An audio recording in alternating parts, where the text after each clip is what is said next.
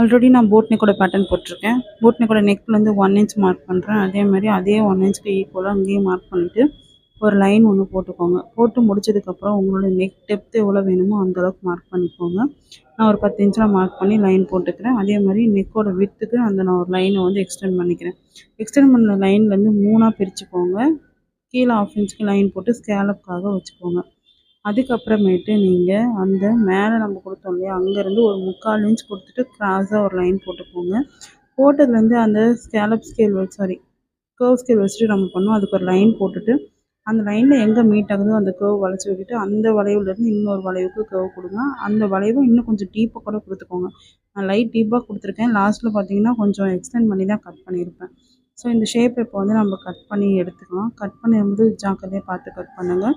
Scallop வந்து நான் வந்து ரேண்டமாக வரைஞ்சிருக்கேன். நீங்கள் ஸ்கேலப் ஸ்கேலோ இல்லைனா வேறு ஏதாவது குட்டி பீஸ் வச்சுட்டு ஸ்கேலப் வரைஞ்சிக்கோங்க. இவ்வளோ குட்டி குட்டியாக வந்து கட் பண்ண வேணாம்.